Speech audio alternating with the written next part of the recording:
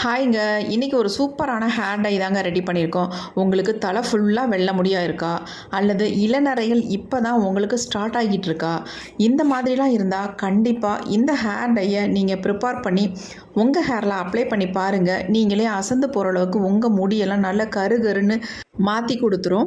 இன்ஸ்டண்ட்டாக உங்கள் முடியை கருமையாக்குறதும் இல்லாமல் நேச்சுரலாகவே உங்கள் எல்லா முடியும் நல்லா கருகருன்னு மாற்றி வளர வைக்குங்க. அந்தளவுக்கு ஒரு எக்ஸலண்ட்டான ஹேர் டை தான் இன்றைக்கி நம்ம ப்ரிப்பேர் பண்ணியிருக்கிறது. ரொம்ப ஈஸியாக ப்ரிப்பேர் பண்ணியிருக்கோம். பாருங்கள் எப்படி இருக்குது அப்படின்ட்டு. நல்ல மை மாதிரி இருக்குது. இந்த ஹேர் டையை நீங்கள் ஒரு டைம் நீங்கள் அப்ளை பண்ணாலே உங்களுக்கு செம்மையான ரிசல்ட் கிடைக்கும். அப்புறம் அடுத்தடுத்து இந்த ஹேர் டையை தான் நீங்கள் உங்கள் ஹேரில் அப்ளை பண்ண ஆரம்பிச்சிருவீங்க. அந்தளவுக்கு ஒரு சூப்பரான ஹேர் டை தாங்க இது. இப்போ இந்த ஹேர் டையை நம்ம எப்படி ப்ரிப்பேர் பண்ண போகிறோம் அப்படின்றத நம்ம வீடியோக்குள்ளே போய் டீட்டெயில்டாக பார்க்கலாம். இப்போ நம்ம ஹேர் டை ப்ரிப்பேர் பண்ண போகிறோம். இந்த மாதிரி பீட்ரூட் எடுத்துக்கோங்க. நல்லா வாஷ் பண்ணிட்டு கொஞ்சமாக துருவி எடுத்துக்கலாம். அந்த மாதிரி துருவின பீட்ரூட் தான் கொஞ்சம் எடுத்துருக்கேன். ஒரு 1/4 பீட்ரூட் மட்டும் துருவினீங்கன்னா போதும். அடுத்து நம்ம இது கூட கருவேப்பிலை ஆட் பண்ணிக்கலாம். ஒரு 2 கொத்த அளவுக்கு கருவேப்பிலை ஆட் பண்ணிக்கோங்க. அடுத்து நம்ம இதில் என்ன ஆட் பண்ண போகிறோம் அப்படின்னா, வெங்காயத்தோட தோல்கள் தான் நம்ம வேணான்னு தூக்கி போடுறோம். அந்த தோல்களை தான் நான் எடுத்திருக்கேன். அடுத்து நம்ம இது கூட 1 ஸ்பூன் அளவுக்கு டீத்தூள் சேர்த்துக்கோங்க. நார்மல் டீத்தூளை சேர்த்துக்கோங்க. மசாலா டீத்தூள் ஆட் பண்ணாதீங்க.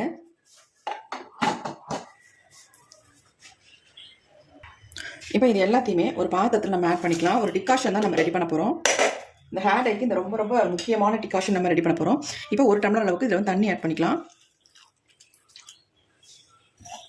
இப்போ நம்ம இதை அப்படியே அடுப்பில் வச்சிடலாம்.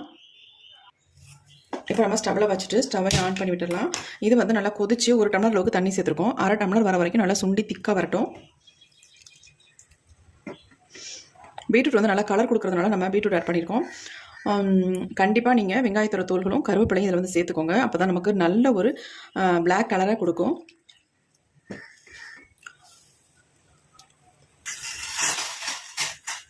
டிகாஷன் பாருங்கள் நல்லா கொதிச்சு நல்லா திக்காக வருது. கலர் பாருங்கள் எப்படி இருக்குது அப்படின்ட்டு. நம்ம பீட்ரூட் டீத்தூள்லாம் ஆட் பண்ணியிருக்கிறதுனால நல்ல ஒரு கலர் கொடுக்கும். நீங்கள் இப்படியே முழுசாக ஆட் பண்ணலை அப்படின்னாலும் தாராளமாக இதை மிக்சியில் போட்டு லைட்டாக ஒரு சுற்றிட்டு அப்புறமேட்டு நீங்கள் ஆட் பண்ணி தண்ணியை ஊற்றி நல்லா இந்த மாதிரி கொதிக்க வச்சு நீங்கள் எடுத்துக்கலாம். கலர் எப்படி வருது பாருங்கள். நல்ல ஒரு டார்க் கலரில் இருக்குது. நல்லா கொதிக்கட்டும். கொதிச்சா தான் நமக்கு கலர் நல்லா கொடுக்கும்.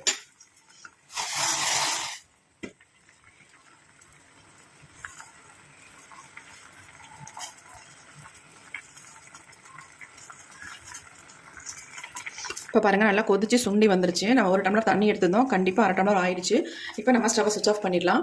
பண்ணிவிட்டு இதை நல்லா ஆற வச்சுட்டு நம்ம வடிகட்டி எடுத்துக்கலாம் அந்த டிகாஷனை. இப்போ நம்ம இந்த மாதிரி ஒரு பவுல் ஒன்று எடுத்துக்கலாம்.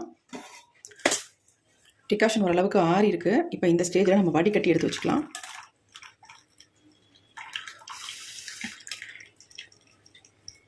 இந்த டிகாஷன் இன்னும் ஆறுறதுக்குள்ளார நம்ம ஹேர் டைக்கு என்ன வேணும் அப்படின்றத நம்ம ப்ரிப்பேர் பண்ணிக்கலாம்.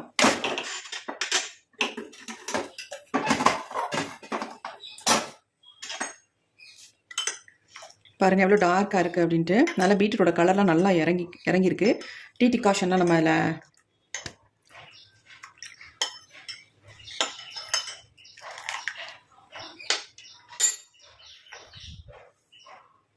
அடுத்து நம்ம இந்த மாதிரி ஒரு இரும்பு கடாய் ஒன்று எடுத்துக்கலாம். இப்போ இந்த இரும்பு கடாயை நம்ம அடுப்பில் வச்சுட்டு நம்ம ஸ்டவ்வையும் ஆன் பண்ணி விட்டுட்டோம். இப்போ இதில் ஒரு சில இன்க்ரீடியன்ஸ் நம்ம சேர்க்க போகிறோம்.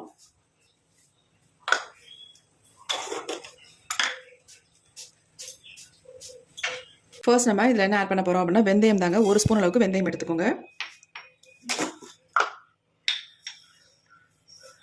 அடுத்து நம்ம 1 ஸ்பூன் அளவுக்கு கடுகு எடுத்துக்கலாம்.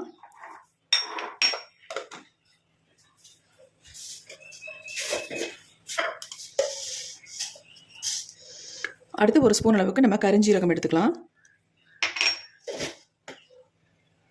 ஃபர்ஸ்ட் நம்ம இந்த 3ஐயும் நல்லா ஃப்ரை பண்ணிக்கலாம். நல்லா ஒரு பிளாக்காக சேஞ்ச் ஆகிற வரைக்கும் இதை ஃப்ரை பண்ணி எடுத்துக்கலாம். அடுத்து நம்ம இதில் ஒரு பொடியும் ஆட் பண்ண போகிறோம்.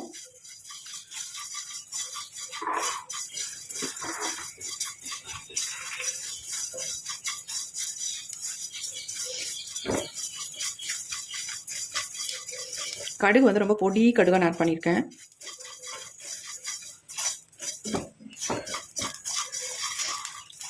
இந்த மாதிரி பொடி கடுகாக வாங்கி நம்ம ஆட் பண்ணோம்னா பொரியும் போது வெளியே சிந்தாது.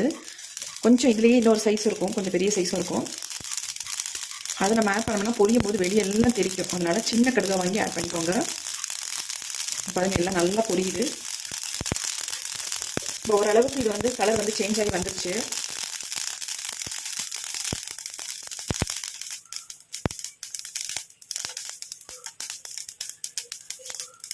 அடுத்து நம்ம இதில் என்ன ஆட் பண்ண போகிறோம் அப்படின்னா மருதாணி பொடியை வந்து ஆட் பண்ணிக்கலாம்.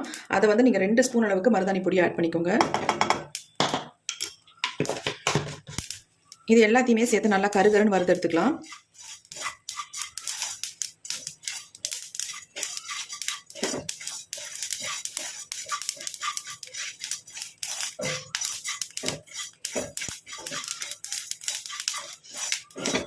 எல்லாமே நல்லா வறுபட்டு வருது. நல்லா வந்து கலர் வந்து சேஞ்ச் ஆகட்டும், அது வரைக்கும் நம்ம ஃப்ரை பண்ணிக்கலாம்.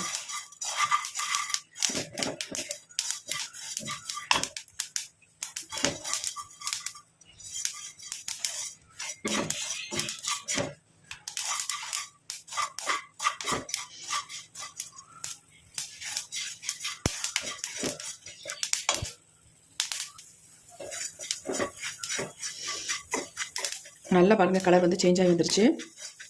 இப்போ நம்ம ஸ்டவ்வை சுவிட்ச் ஆஃப் பண்ணிக்கலாம். ரொம்பவும் புகையை விட வேண்டாம், இது நம்ம கரெக்டாக இருக்கும். நல்லா ஆறுனதுக்கப்புறம் இது என்ன பண்ணுறது அப்படின்றத பார்க்கலாம். இப்போ நம்ம ஃப்ரை பண்ணி வச்சுருந்த எல்லாமே நல்லா ஆறிடுச்சு. இப்போ இதை வந்து அப்படியே நம்ம பயன்படுத்த முடியாது, ஏன்னா வெந்தயம்லாம் முழுசாக இருக்குது பாருங்கள். இதை நம்ம மிக்ஸி ஜாரில் போட்டு நல்லா ஃபைன் பவுடராக அரைச்சி எடுத்துக்கலாம்.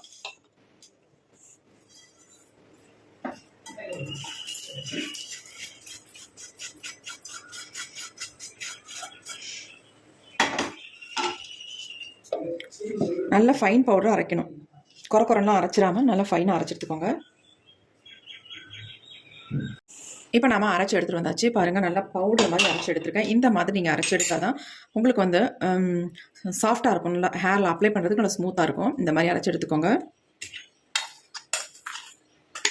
இந்த பொடியை வந்து நம்ம ஒரு டப்பியில் ஸ்டோர் பண்ணி வச்சிட்டோம்னா எப்பப்பெல்லாம் தேவையோ இதை வந்து நம்ம அந்த டிகாஷன் மட்டும் ரெடி பண்ணிவிட்டு நம்ம இதை வந்து மிக்ஸ் பண்ணி ஹேரில் அப்ளை பண்ணிக்கலாம். ரொம்ப ஈஸியாக நம்ம இதை ப்ரிப்பேர் பண்ணிடலாம்.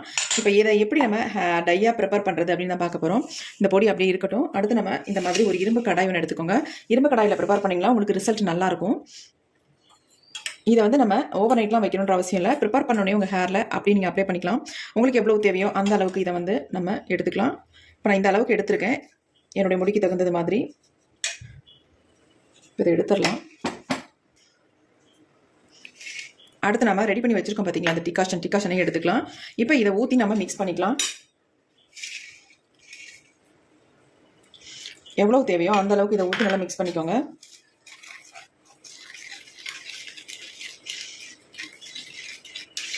நல்லா திக்காக நீங்கள் மிக்ஸ் பண்ணிட்டீங்க அப்படின்னா அப்படியே உங்கள் ஹேரில் நீங்கள் அப்ளை பண்ணிக்கலாம். ரொம்ப தண்ணி ஆயிடுச்சு, வேறு வழியே இல்லை அப்படின்னா இதை வந்து நீங்கள் சூடுபடுத்தி கூட உங்கள் ஹேரில் நீங்கள் அப்ளை பண்ணிக்கலாம். இதை வந்து அது இல்லாமல் இதை ஓவர் நைட் வச்சு நீங்கள் ஹேரில் அப்ளை பண்ணிங்கன்னா உங்களுக்கு நல்ல ரிசல்ட் கிடைக்கும். இப்போ நான் வந்து ஓவர் நைட் வைக்க போகிறதில்ல, இந்த டிகாஷனை ஊற்றிட்டு நம்ம இதை சூடுபடுத்திக்கலாம் ஒரு டைம். இப்போ நல்லா இந்த மாதிரி கலந்து விட்டுட்டு இதை நம்ம அடுப்பில் வச்சு நல்லா இதை வந்து சூடுபடுத்தி இருக்க போகிறோம். இப்போ நம்ம அடுப்பில் வச்சாச்சு, ஸ்டவ்வையும் ஆன் பண்ணி விட்டுடலாம். ஒரு 2 மினிட்ஸ் மட்டும் இதை நல்லா திக்கான ஒரு கன்சிஸ்டன்சி வர வரைக்கும் இதை வந்து நல்லா சூடுபடுத்திக்கலாம். நல்லா இந்த மாதிரி மிக்ஸ் பண்ணி விட்டுக்கிட்டே இருங்க, ஏன்னா இது வந்து கட்டியாக பிடிச்சிக்கும். அதனால் நல்லா இந்த மாதிரி மிக்ஸ் பண்ணி விட்டுகிட்டே இருக்கலாம். கலர் பாருங்கள் எப்படி இருக்குன்னு. நம்ம பீட்ரூட் ஜூஸ் மாதிரி தான் டிகாஷன் ஆட் பண்ணியிருந்தோம். நல்லா ஒரு டார்க் கலரில் வந்திருக்கு பாருங்கள். இந்த ஹேர் டையை பொறுத்த வரைக்கும் நீங்கள் இப்படியே நீங்கள் ஹீட் பண்ணிவிட்டு அதுக்கப்புறமேட்டு உங்கள் ஹேரில் உடனே கூட நீங்கள் அப்ளை பண்ணிக்கலாம். அப்படி இல்லைன்னா ஓவர் நைட் கூட இந்த ஹேர் டையை வச்சு நீங்கள் அடுத்த நாள் கூட நீங்கள் தாராளமாக இதை வந்து அப்ளை பண்ணிக்கலாம் உங்கள் ஹேரில். எப்போ நீங்கள் அப்ளை பண்ணாலும் உங்கள் முடியை நல்லா கருன்னு மாற்றி கொடுக்கும். அந்தளவுக்கு இன்ஸ்டண்ட்டாக நல்லா உங்கள் முடியை வந்து நல்லா பிளாக் ஆக்கி கொடுத்துரும். இப்போ பாருங்கள் நல்லா கொஞ்சம் திக்காக வந்துக்கிட்டு இருக்குது. கொதிக்க நல்லா திக்காக வந்துடும் உங்களுக்கு.